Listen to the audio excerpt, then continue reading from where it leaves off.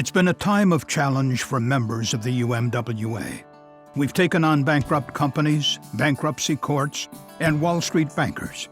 We've seen our workplaces close, some forever.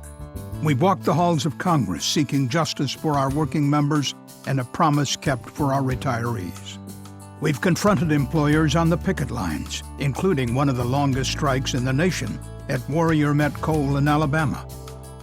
Through it all, our resolve to win, our resolve to do whatever it takes to protect and improve the lives of our members and their families has never wavered.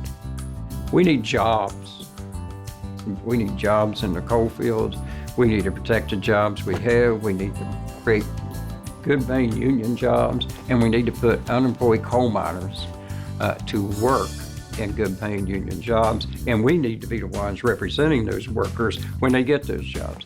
Ever since I've been here, I've been hearing environmentalists say, we want you to have a just transition. I'm just so sick of hearing those two words, I could scream. But more importantly, no one believes this. There's no one in the coal fields that believes if they lose their job mining coal that goes to the generation of electricity, that there's going to be a just transition for that, because it's never happened. What's going on Capitol Hill when they're talking about eliminating these jobs? We have to fight for those jobs. They have a 2030 timeline to do away with fossil fuels and the generation of electricity in this country. We've made no bones about it. That's unacceptable. I believe coal miners have paid a huge price here already for reducing the amount of greenhouse gases that are going into the atmosphere. What price did they pay? About 40,000 coal miners lost their jobs somewhere around 10 years. If a decision by this government puts people out of work, it is an obligation of that same government to make sure those people have a place to go. So we were bold enough to say to this administration, well, and along with Senator Manchin, by the way, look, these are our ideas here about how to bring back the coal fields of the United States. The UMWA principles for the energy transition are simple and clear. First, preserve coal jobs. That means we must develop and deploy the technology needed to keep coal-fired power plants operating. Second, bring new, well-paying union jobs to the coal fields. Thousands have been laid off from coal jobs over the last decade, and they need good jobs. Third, provide a bridge for laid-off workers to learn new skills and get good jobs without having to take the first job that comes along.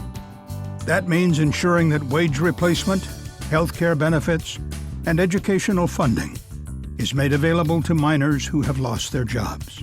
I think it would be fair to say people are listening to us because they don't think they can get this done, they being the administration and those who support going to renewables. They don't think they can go anywhere or get anywhere without us.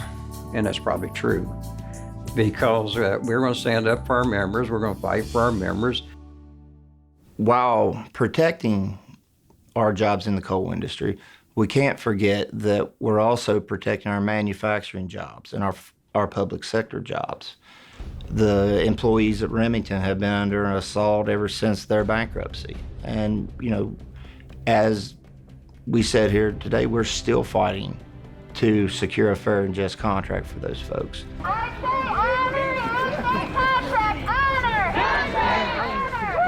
honor! Our brothers and sisters at Remington through a bankruptcy also, and the same exact thing happened at Remington that's happened over and over and over again.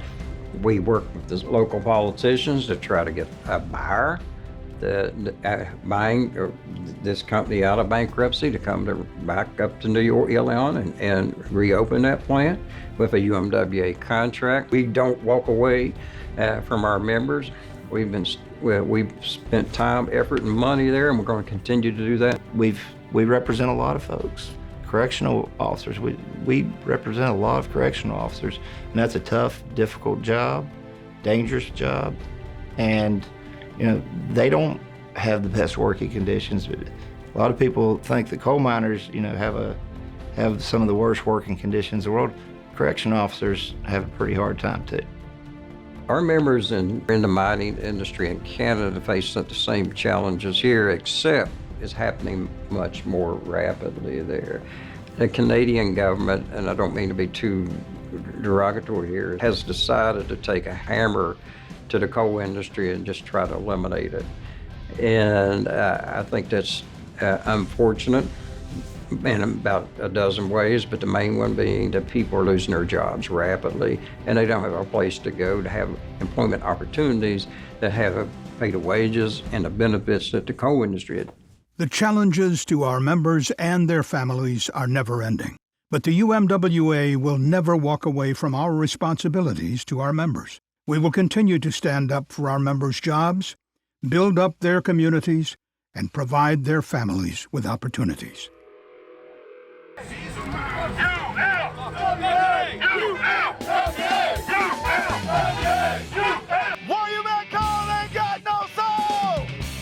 I think our members at Warrior Met have been through a tremendous economic struggle here. You know, what do I mean by that? It's not just the fact that they're on strike here, but the ramifications that come with being on strike. We didn't want to strike against Warrior Met. So that we understand exactly what happened here, this is another bankruptcy situation that started when Jim Walters Resources, a company that had been in Alabama for many, many years, filed bankruptcy.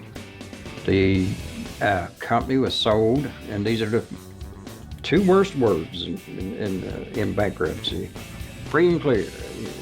The judge says these properties can be sold free and clear. What that means is those people who worked there, they weren't entitled to a job. These vulture capital firms come knocking, Apollo, buying up debt for pennies on the dollar,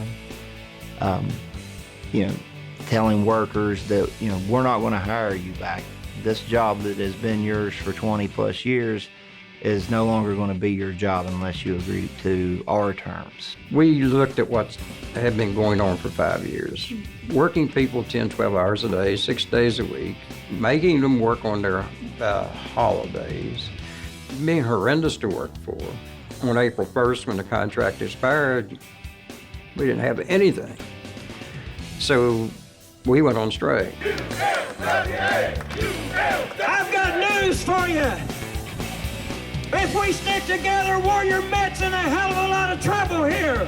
You are unlawfully in the roadway and obstructing vehicular traffic.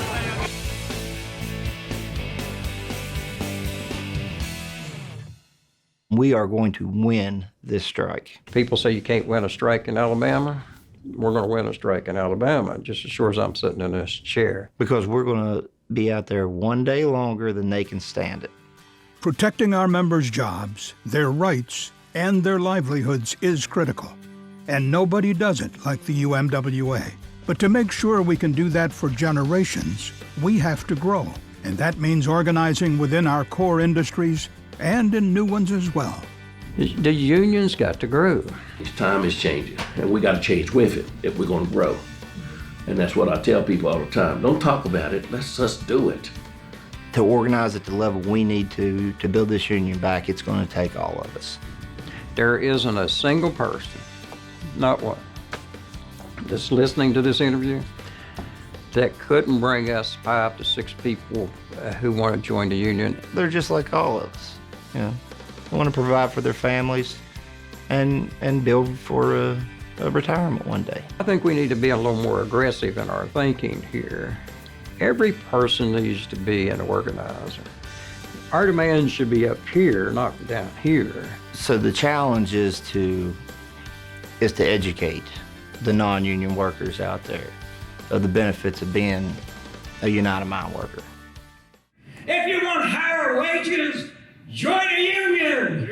If you want health care, you should join a union. If you want retirement, you should join a union. If you want time off, you should join a union. If you want to grow the middle class, you should join a union. Our union, our members, have won tremendous victories the last 7 years. In 2017, we did what no one else thought we could do. and passed legislation in Congress to protect the health care of 22,000 retirees, dependents, and widows. Then, in 2019, we did something no one had ever done before and passed legislation to protect the pensions of 82,000 UMWA retirees across America.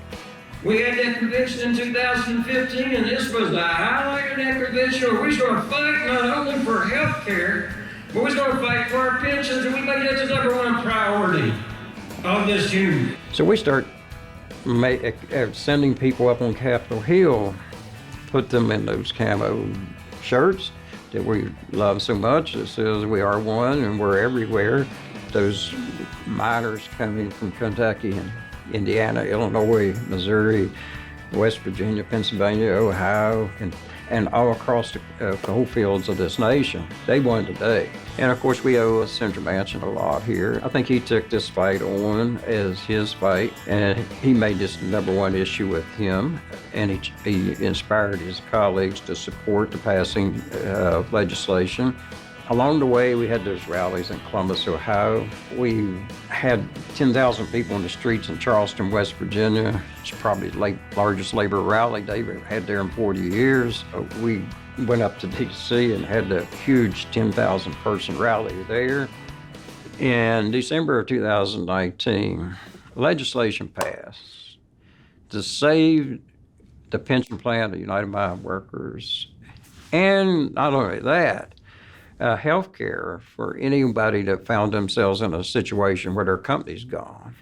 We are so appreciative of the senators and the congressmen that support us, but I think it was our members that got this legislation passed.